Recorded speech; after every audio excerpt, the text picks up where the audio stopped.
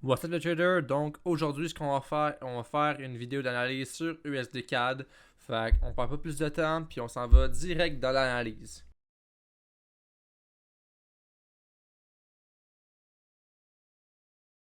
Première chose qu'on remarque sur USD-CAD, quand on est en monthly, on peut voir qu'on est dans une tendance haussière avec une structure haussière.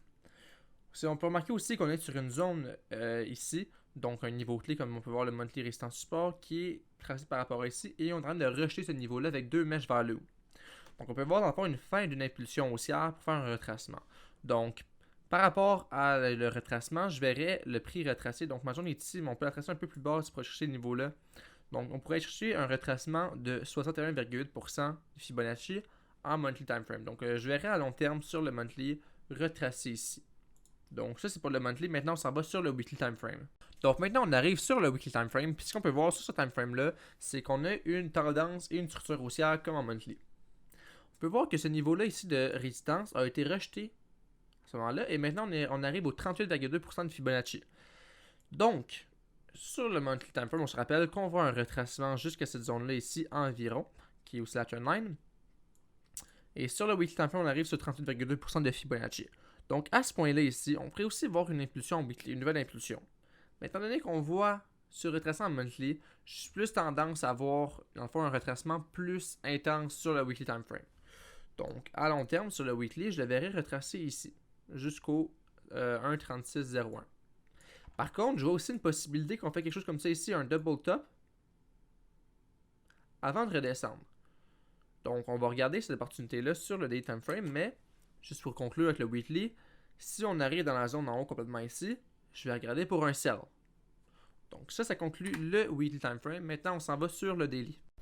On arrive sur le daily time frame maintenant, sur USD-CAD, et on peut voir qu'on a une tendance haussière avec une structure baissière. Étant donné qu'on parlait d'une possibilité de retracement ici sur le monthly et le weekly time frame, on va regarder sur nos zones de résistance pour short. Première zone de résistance, c'est notre trendline qu'on a ici. Donc ici, je regarderai pour un setup pour short en plus petit time frame. Donc première opportunité. Deuxième opportunité, je regarderai ici pour short sur un plus petit time frame.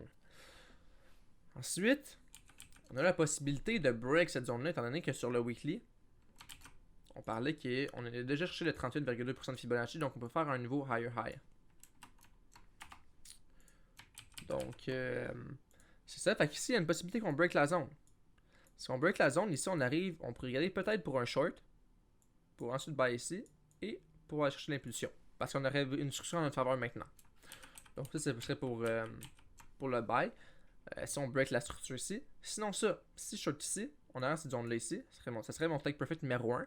Mais ici, je regarderais pour buy, en fait, étant donné qu'on est sur une zone de support.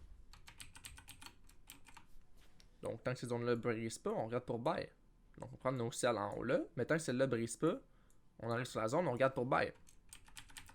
Ensuite, si cette zone-là break, ben, je regarde peut-être pour un buy ici. Mais mon risk reward, en fait, je sais pas s'il vaut la peine si je mets mon stop loss là ici. Non, c'est pas un bon risk reward, là, je peux le voir à l'œil. Donc, après ça, je regardais pour un buy à la fin ici, dans le fond, retracement weekly, si on sera en bas là. Donc, tout ce que j'ai fait maintenant, c'est des hypothèses, qu'est-ce que je vais voir. Donc, c'est sûr que pour le moment, on a rien, le marché est fermé, on n'a pas de structure, on est juste en plein mouvement, donc il n'y a rien qu'on peut voir vraiment de plus pour le moment. Donc, c'est mes hypothèses. Fait que si on récapitule, ici on buy, ici on sell tant qu'on break pas. Si on break, on peut regarder pour sell ici et buy ici, après le break évidemment. Et si on break vers le bas, on regarderait pour sell ici si on a une opportunité en plus petit time frame et on regarderait pour buy ici. Donc c'est ça mes hypothèses sur USD-CAD. Donc là je veux juste réagir à ce qui va se passer. Pour le moment je peux rien faire, donc je vais juste quand le marché va se rendre dans ces zones-là, on va réagir. Je pense pas publier ce qui va se passer sur ma chaîne YouTube, donc ça va se faire sur ma chaîne Discord et sur ma page Facebook. Donc assurez-vous de me suivre à ces deux places-là. Donc je vais tout mettre ça dans les commentaires, assurez-vous de venir. Et ça va pas mal être tout pour mon breakdown de USD-CAD. Donc une vidéo un peu courte, mais ok, j'ai quand même donné des bonnes idées et du bon contenu. Donc c'est ça pour USD-CAD, puis on va se retrouver dans une autre analyse.